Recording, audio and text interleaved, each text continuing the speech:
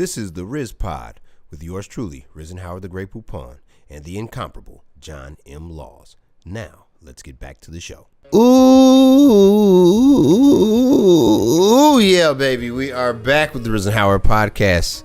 I am yours truly, Riz and Howard the Great Poupon. It must be me stepping on the cord here. That's what's going on. Technical difficulties, baby. All right, but we're all good. Oh yeah, okay, I can hear myself just fine.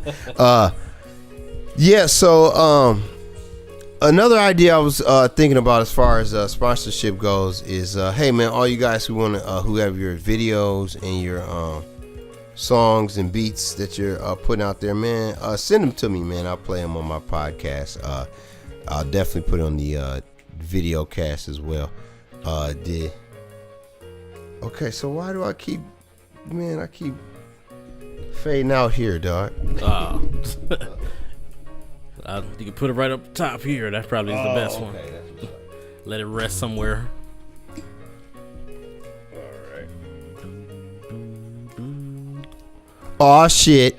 Okay, I'm back. Yeah. There we go. There we go.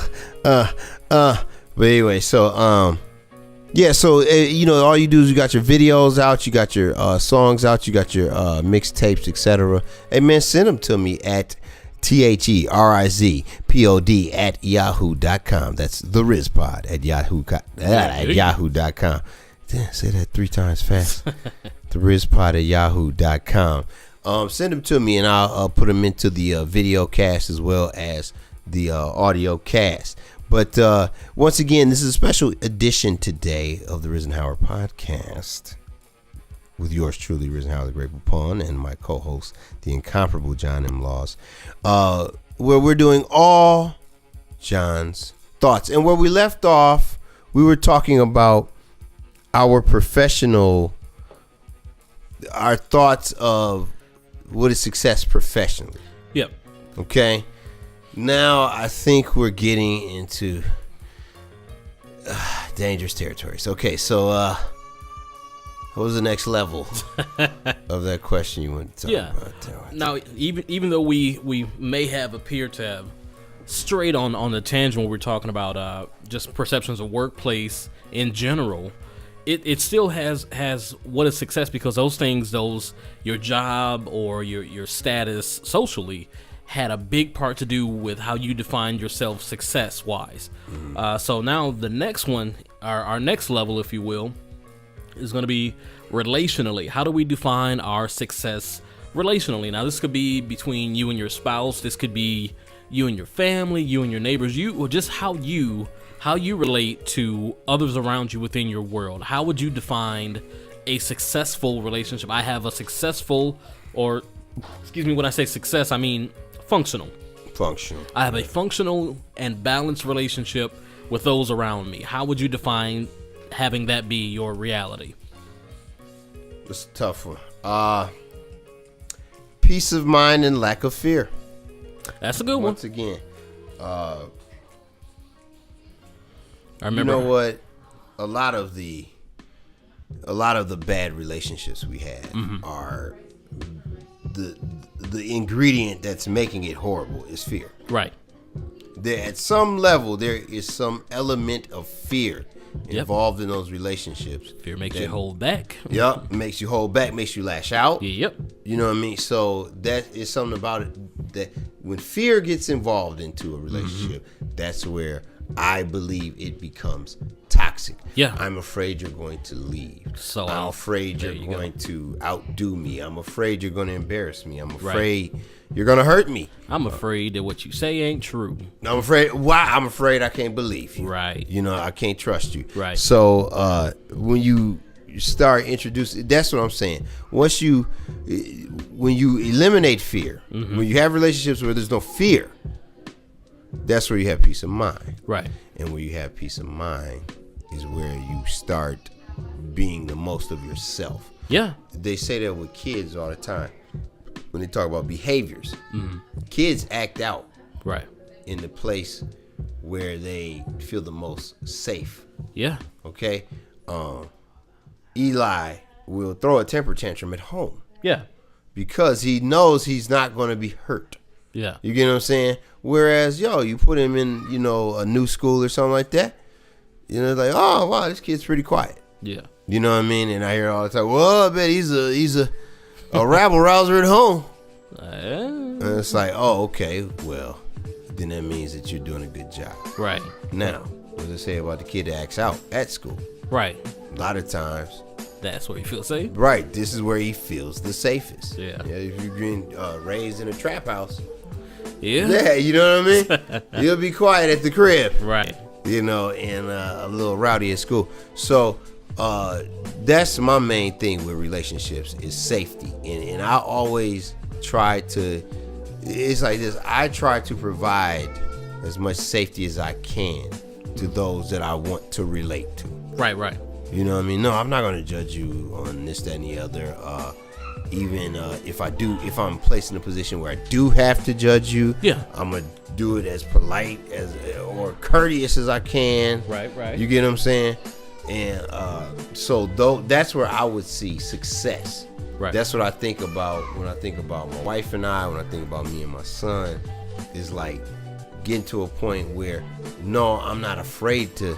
Mm-hmm. You know what I'm saying? I'm not afraid. I'm definitely not afraid to tell my son anything. Right. I'm not afraid to tell my wife anything. Right, right. I'm not afraid to fart. Right. I'm not afraid to this. I'm not afraid to that. My son walked right up in the bathroom. I'm not afraid. You know what I mean? So right. It's like, but that's the thing is that these are, farting in front of people is something you fear. Right. You get what I'm saying? And it's like, this is eliminated here. Okay. So that's why those kind of things, the fear of embarrassment. Yeah. Okay. Can I embarrass myself around you and right. not feel afraid? That you're going to jump in on it or cut me down. Right, yeah. Right. You're going to make me even, humiliate me more. Because it's a huge thing, for men specifically, but not exclusively. It's a huge thing to be able to fail in front of someone. Yeah. That is a gigantic fear because if I fail in front of you, I'm wide open. I'm open. I'm vulnerable, man. Right. I'm vulnerable. So now I've seen this too. Where this is the old man Ralph talking, where it's like I've noticed there's those relationships where it's a friend, quote unquote, who is always trying to get you out of your comfort zone. Right. Like, I want to show you something new. Yeah. And I want to take you to here. And I want to take you, and it's like, I remember I was around 35, 36 where I started saying like, hey man, no. I'm doing all the things I want to know now. Right. If I do want to learn something new, it's something I will go and seek out.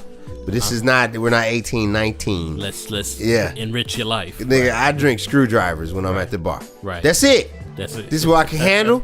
This is how I done got my ass home this way a million times. Yeah. This ain't that. Well, you get no. It ain't what you want to try it. No, I ain't in the try mode no more. Right. I'm done. Right. I've done what I can't. I don't want to be around motherfuckers who's in the try mode. Yeah. That's it. I want to be other motherfuckers. Hey, get my nigga. I get a screwdriver. He get grandma. Yeah. He get a shot of Grey Goose. This is how we do. Right.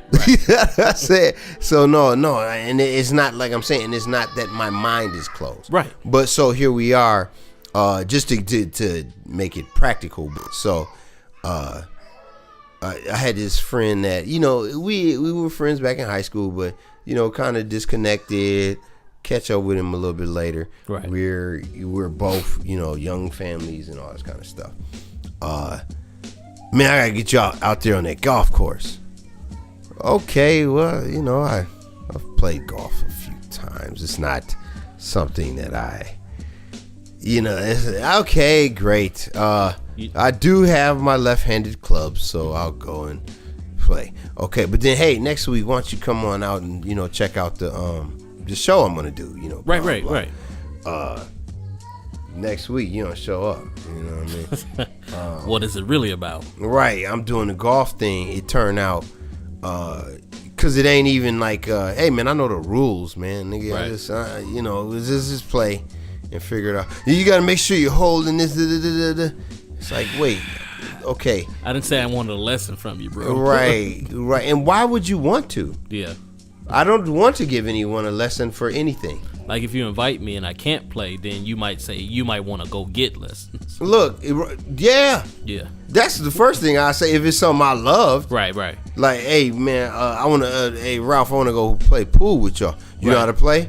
Yeah. Well, no, I ain't never played. Well, then nigga go play, and then I'll catch up with you. Right. When you got some level of understanding. So it's worth our while. That ain't my thing. I'm going to have fun. I love to play pool. Right. You know what I'm saying? So I need some comp. You know what I mean? Yeah. So, and but this is my hyper masculinity. Like, yo, why would you want to invite another nigga out to teach him? To teach, right? Like, let me get behind you. It got to be nice and smooth. I realize that the words that I'm saying are strictly the words of Jonathan and Bloss. Hey, I don't know. I feel the same way. Like, that is the official feeling of the. That's a little fishy. Who the hell? What you gonna try to teach me to bowl next, motherfucker? Let me grab your hand, brother. All right, well, come on, man. You like a Teen Wolf? Yeah. That's a little weird. Like, all right, man. You ain't gotta be all. Okay, wait, hold up, man. I told you I was left-handed. You ain't even on the right side. What you do? I don't want to grab that ball. Right. But so, but yeah. So, and that was the thing. I had to look back, and I realized that was the way it was when we played Nintendo. Yeah. I got a new game, Ralph. Check this out. I'll bust your ass in this. Okay, cool. All right, you got me. Ha ha ha. Let's play this game again. Yeah. A week go by. Oh, I know how to play the game now. Right. Now it ain't you just busting my ass. Yeah. Look, I got a new game. It's like, here we go. So this has been your thing. You know, you're in this competitive mode, but you don't want to compete with a person who's prepared. What kind of gay shit? What kind of whack shit is that? Yeah, that's wild, man. Like, why? And again, and I know we talked about this briefly, and time's running out. Why does your success have to mean my failure? Right. That's a generational thing too, man. Where it's like, yo, you don't have to put anything down to big up something. There you go. And that's a hard one. People say they understand it, but I really don't think they do. Well, and now you got to understand perspective too, because you have people who have not grown in abundance. Yeah. And people who have never understood abundance. Yeah. They don't feel that there's enough of anything. There's Yeah. not enough shine. There's not enough cereal. There's Right. not enough toilet paper. Right. You know what I mean? Right. So you see that going on. That's when you run into that cat at your job, and it's the other brother. And you looking like, yo, what up? And you looking like, motherfucker. Did they bring you in to replace me? Like, there can only be one. There can only be one. Ain't that crazy? All right, man. And so let's take another break. Okay. Pause for the cause. You're listening to the Riz and Howard podcast. The Riz and Howard podcast brought to you by Dollar Store Condoms. Dollar Store Condoms. She's probably pregnant.